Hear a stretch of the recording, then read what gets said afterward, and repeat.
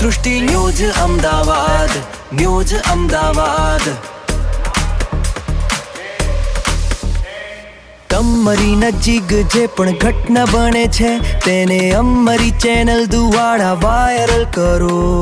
સૃષ્ટિ ન્યૂઝ અમદાવાદ. શું નામ છે તમારું? મારું નામ સંદીપ ઠક્કર છે. સંદીપ ઠક્કર મારું નામ છે. ઓકે. આજે શું યોગાનું શું છે? આજે 21 જૂન આંતરરાષ્ટ્રીય યોગ દિવસ નિમિત્તે SS ફિટનેસ, જે મારું નારોલ રશ્મિ સાઉથ પાર્કમાં આવેલું છે, તો ત્યાં મારી પૂરી યોગા ટીમને આજે અમે સામૂહિક યોગા કર્યા. એમાં પાર્ટનર યોગા પણ કર્યા, અલગ અલગ યોગા પોઝ કર્યા, જોડે પ્રાણાયામ કર્યા, ઉદ્ગીત પ્રાણાયામ કર્યા. અને સર્વે મારા મિત્રો, જે સર્વે મારા સ્ટુડન્ટ્સ જેને કહેવાય, એનો ખરેખર દિલથી આભાર માનું છું કે રવિવારના દિવસે સવારે પણ એ લોકોએ પોતાના વ્યસ્ત સ્કેડ્યુલમાંથી આવી અને અમારા ત્યાં આગળ યોગા કર્યા. અને આંતરરાષ્ટ્રીય યોગ દિવસની અંદર જે આપણા માનનીય પ્રધાનમંત્રી શ્રી નરેન્દ્ર મોદીએ આહ્વાન કરેલું એને દરેક જણાએ પોતે પાળ્યું.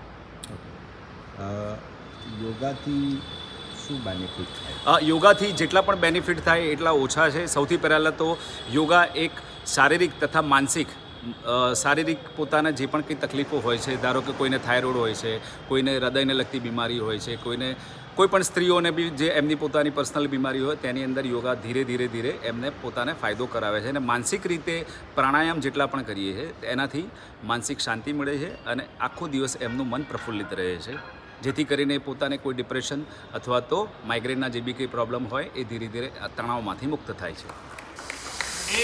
સૃષ્ટિ ન્યૂઝ અમદાવાદ, ન્યૂઝ અમદાવાદ. તમારી નજીક જે પણ ઘટના બને છે તેને અમારી ચેનલ દ્વારા વાયરલ કરો. સૃષ્ટિ ન્યૂઝ અમદાવાદ, સૃષ્ટિ ન્યૂઝ અમદાવાદ, ન્યૂઝ અમદાવાદ. સૃષ્ટિ ન્યૂઝ અમદાવાદ, ન્યૂઝ અમદાવાદ.